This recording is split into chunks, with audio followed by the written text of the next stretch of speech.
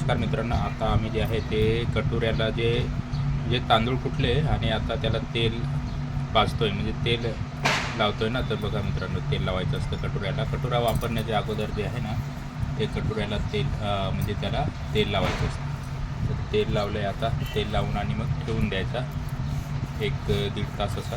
1-2 तास ठेवला तरी, 1 दिवस नाही वापरला तरी काय हरकत नाही. रसा लावायचं तेल आणि नंतर मग त्याला तेल पाजायचं, म्हणजे दगडाला तेल पाजलं.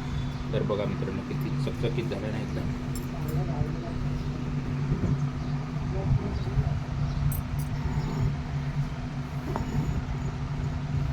तर अशा प्रकारे त्याला जे आहे ते आम्ही तेल लावलेलं आहे आणि कटोऱ्याला तेल लावून आता जो आहे तो वापरण्यासाठी म्हणजे तो तयार झालेला आहे.